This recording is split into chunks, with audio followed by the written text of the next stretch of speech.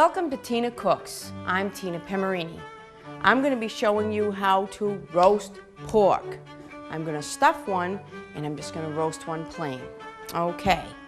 Now the first thing I did is in this little cup you're going to see I have olive oil. And what I did was I sliced garlic in it and I microwaved it about a minute just to warm it through. It's a quicker process of infusing an oil instead of going through the pan. You can microwave it. It's a very simple process. Okay, the first one I'm going to do is just the regular roast pork, which I always put fat side down, but what I like to do first is take a little bit of this garlic oil because it's infused and it's got a nice garlicky flavor. Okay, and rub it on there, turn it over, and we're going to take this and I'm going to rub this on here like this, okay? And then what we do is we season it. I don't poke garlic into it and I don't cut it. I think that a roast stays moist when it doesn't have any punctures in it. I don't puncture my meat. I'm going to use some nice fresh cracked pepper. Okay. Now it's okay to season this a little heavier because I'm going to make a gravy with it. And what I like to do is have the seasoning, you just rinse it off, like baste it, and most of the seasoning will come off. That was salt. This is granulated garlic. My seasoning is flying everywhere, so I always have to clean my counters after I cook because I decorate them. Okay, and in this little plastic thing, I have a blend of oregano and thyme. But I use very, very little. Oregano is a very, very strong, it's a pungent spice. So I don't like to put a lot on it. So this is probably maybe a teaspoon of oregano, a half a teaspoon of thyme. And I just used a little sprinkle. Now the stuffed one, we're just gonna do a little bit different. I'm just gonna decide which knife I wanna use. I'm gonna leave most of this fat on because I want it on. All right? So what I'm going to do is I'm going to come down here, like so. I'm not going to go all the way through the meat though. I'm going to come about that far down. Okay? And then I'm just going to cut into this side and I'm going to open, I'm sorry, my hand's in the way. And I'm going to open the bottom part like so. And then you just take your knife and you just kind of like fillet it, kind of like you're just cutting it right in half. This is a boning knife. It comes in very, very handy when you're doing something like this. But you could use a serrated edge too. You know, just watch what you're doing. Lay that down flat. Now, when I stuff pork, I like to season the inside just like I season the outside. And I am going to put some garlic in this part of it. Now, we could use a traditional stuffing. You know, go and do the sausage or whatever you want to put in it with spinach and breadcrumbs, but I'm not going to do a heavy, heavy stuffing like that today. I'm going to show you something that's a little quicker, a little easier. You don't have to have all basically the calories of the frying and so on and so forth. This is just spinach that I did in garlic and oil, okay? And I'm just going to spread this along the middle part, more or less. You don't want them really, really close to the edge because everything kind of squeezes out when you roll it, okay? It doesn't have to have a lot of filling in this either. So I'm just going to place this here like this. Alrighty? And that is what I'm going to use for spinach. I don't want a lot. I stuff it lightly. I am going to use a little bit of feta cheese. Now, I love feta cheese, and if you don't know what it is, you might want to try it before you stuff something with it. It's very, very sharp. It's a sharp cheese. It's very good. Okay? Just to season it up. And this is a little bit of mozzarella. And the mozzarella, I'm really not going to go to the edge because it will squeeze out. As you see, I'm not putting a lot of filling in here. You don't need a lot of filling. All right, and I am going to season inside with some pepper.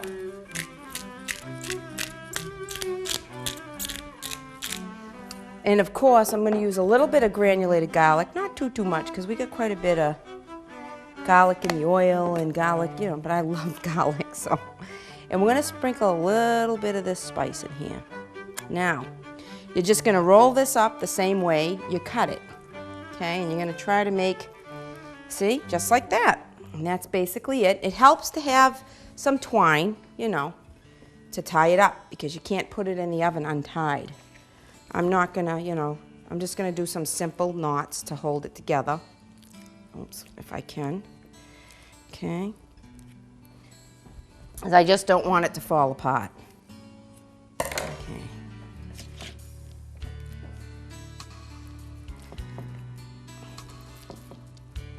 This fat that I'm leaving on here will give the pork a good flavor. You know, when you eat it, you want to trim it off, trim it off. It'll help with the gravy too.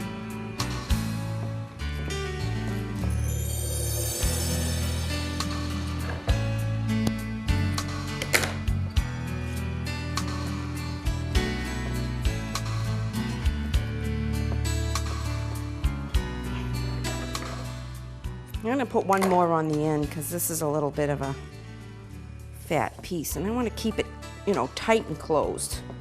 Because the tighter you form your meat, the better your roll is going to be. Okay? Now we're going to put this into the pan the same way as this. Okay? These are both approximately the same weight. Let me look. I'll see if I can. I kind of threw the packaging away already, but let me see.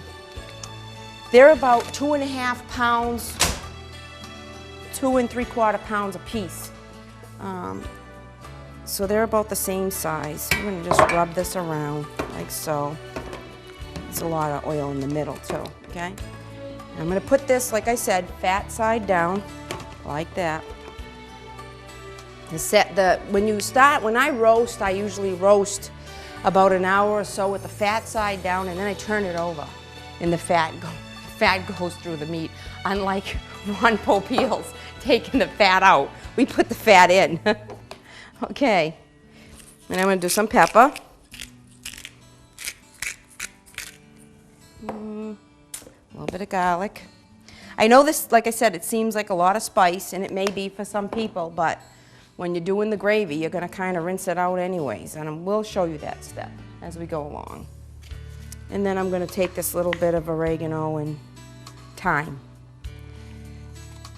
Now, just so you'll know, this, like I said, was a teaspoon of a teaspoon of oregano and a half teaspoon of thyme. So that's not a lot of spice on this meat. All right, so this is going to go into a 350-degree oven, and I normally let them roast a good 2.5 hours. We're going to go back to it in an hour and flip it so you can see how it looks after an hour. We'll be back.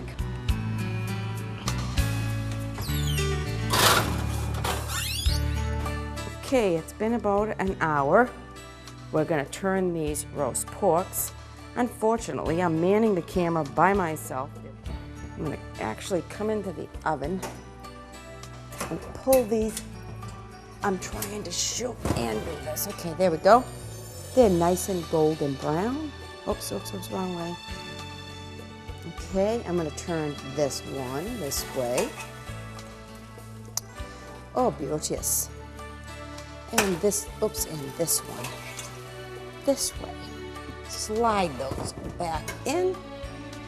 And there they are, roasting in the oven, 350. All right, we're gonna do a long grain wild rice. Naturally, I cheat a little bit. I buy a rice box with a flavor packet. Now in here I have, oh, knocking over my rice. In here I have onions, garlic, and I decided to use some shiitake mushrooms. I'm gonna take my rice. I don't follow the package exactly. I use a little bit of oil and about a tablespoon of garlic to get the onions, a little bit of oil, about a tablespoon, and a tablespoon of butter so that I can get the onions and garlic and mushrooms going. I do use the right amount of water, and I do leave it on a simmer, and this particular rice takes about a half an hour. Of course, I'm not going to be able to open this package, and that's why I always have scissors, because they make them so you can't open them. I'm going to throw in that wild rice seasoning. Now that wild rice seasoning is going to have your chicken stock and the seasoning that makes it the wild rice seasoning. And usually these boxes of rice call for about 1 3/4 cups of water. Okay, which I'm going to put in here now. There we go. Now you can do this with regular rice, but I kind of want a little bit of a different rice. There's all kinds of rice. There's the wild rice and the rice pilaf and the herbed rice, and there's all different kinds of rices, and then why limit yourself when you have a variety to pick from? Now this is going to come up to a boil, and I'm going to cover it, and we're going to check it in about 25, 30 minutes, and we'll be back. Okay, it's been about 2.5 hours. Get these out. Now I'm going to show you how I do a pan gravy. I've done gravies with roux, and there's gravies with cornstarch. This is going to be a pan gravy. It's going to be with like a flour slurry type thing. I am going to take these out, and I'm going to put them in about a 200-degree oven because I want them to stay warm and I want them to rest. Well, actually, I might just shut this right off. No, I'll leave it about 250. And there we go. And these are going to rest in here. All right? I want to keep them warm.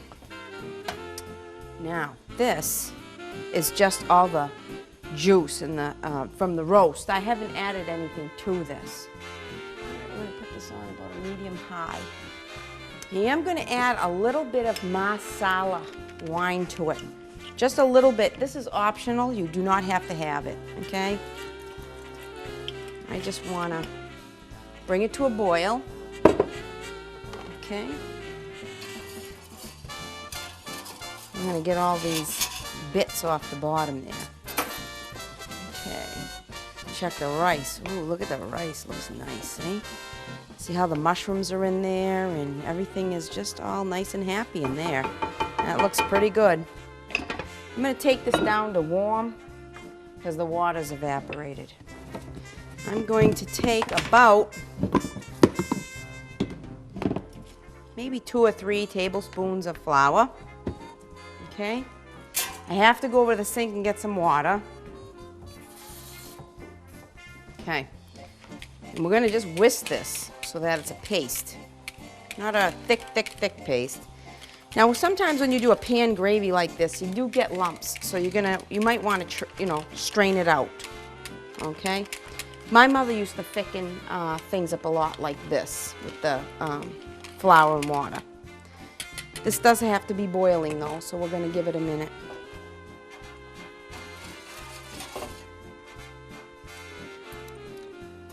You're going to want to taste that. We'll add a little bit of pepper in here. I want it to have a little more of a kick than that. Now the reason why I'm starting this a little bit early is because I want the flour to cook out of the pan sauce. When you use a cornstarch, once it boils, it's thick. Cornstarch doesn't have a pasty flavor, but flour will have a pasty flavor. So you actually want it to cook out. Now this is starting to boil a little bit, so what we're going to do is we're going to just take some out with the, oops, I dropped it right in there. Take it out with the whisk. We're going to just add a little bit at a time, and if you whisk it quickly, you'll have less lumps. Okay. I'm going to leave this a nice light gravy. I don't want to add any color. I wanted its natural color.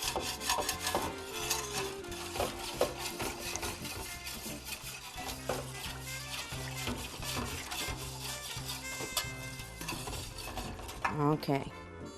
Now this gravy's pretty much on its way. It's going to simmer, and you make it as thick or as thin as you want. That's basically a pan gravy. Now after this settles, before you serve it, you're going to want to strain it and skim the fat off because the fat was not taken out, so you're going to have to skim it off. So we're going to let this simmer a little bit and let the flour cook out of it, and we'll be back. Okay, this rice is all set. Now, like every pasta dish, rice, pasta, I have to have some Romano cheese. You do not have to finish it with Romano cheese. This is also optional, but I'm going to. I'm just going to stir this in, like so.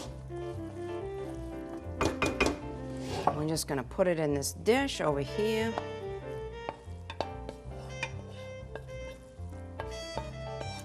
And this is a wild rice you can be proud to serve. Okay. There you go. Wild rice with mushrooms. I'm going to add a little chicken stock to this. I want to stretch this gravy out a little bit. So I'm going to add a little chicken broth, okay? Just to give us a little bit. And I'm going to finish up this flour mixture, okay?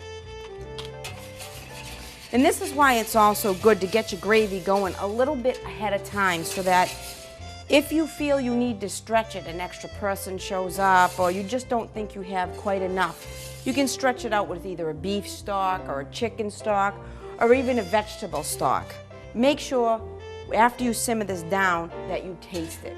Make sure it's seasoned enough. And this is a basic pan gravy.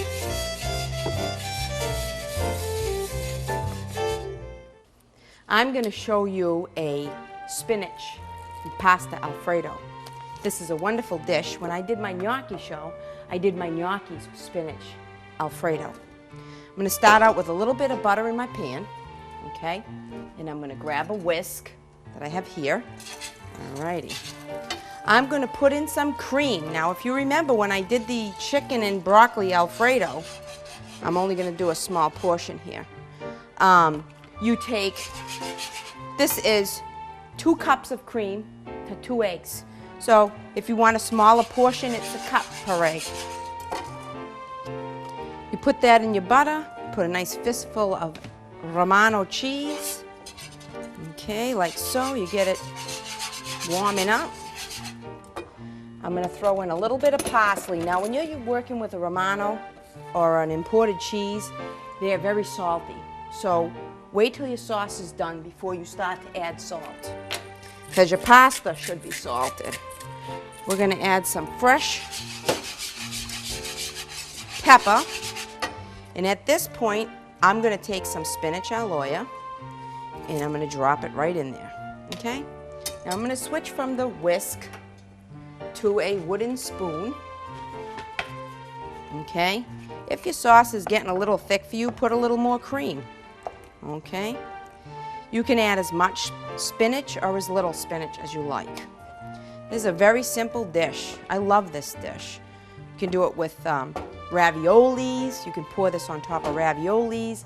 Very good with gnocchis and any kind of pasta, really, a tortellini. I've got my pasta all set here.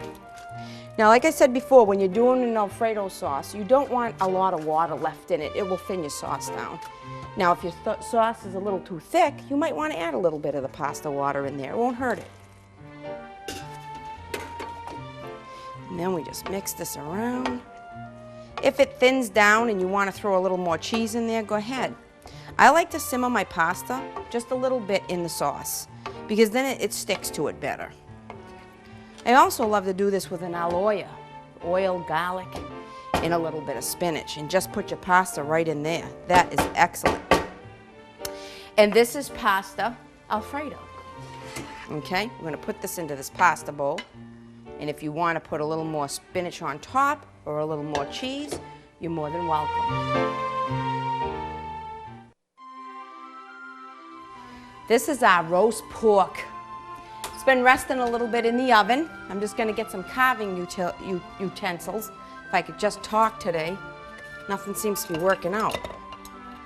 All right, here we go. I got 18 forks and knives over here. All right, first we're going to cut the stuffed pork. Oh, it's going to be delicious. I can already tell. See how nice and tender that is? Okay, we're going to cut into it. Now, the first few pieces might not have any stuffing because remember, we didn't go all the way to the end. So you want to cut the string out. You don't want anybody to get a piece of string. That's a bummer. Have a nice piece of pork and you go chopping into a string. Bum. There we go. This is still a little hot. Should probably rest a few more minutes, but that's okay. We're winging it here. Alrighty. We'll see. You can kind of see how the roll is I'm gonna burn myself, but that's all right. I don't want to lose the effect. You burn yourself for the effect. Cool. See how it's all wrapped in there like we put it in? Nice and light, nice light stuffing. I like it light, not heavy, because you want to actually taste your pork. you don't mind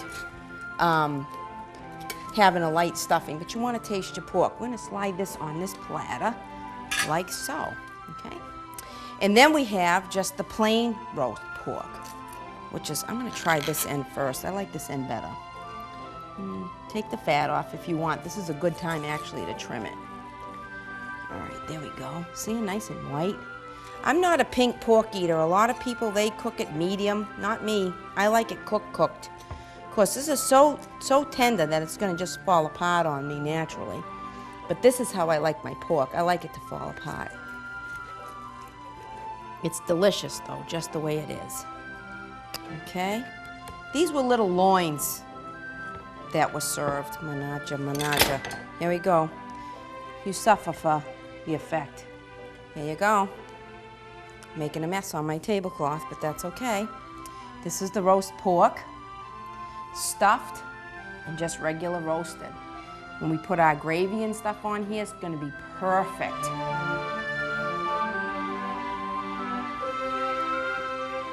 Alrighty then, my dinner guests are here. We're going to sit down to eat our roast pork, pasta Alfredo with spinach.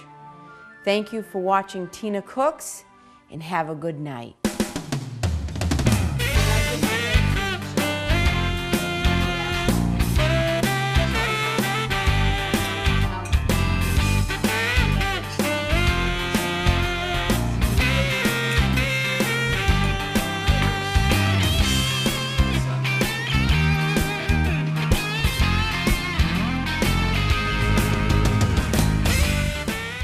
Hey kids, how's the food?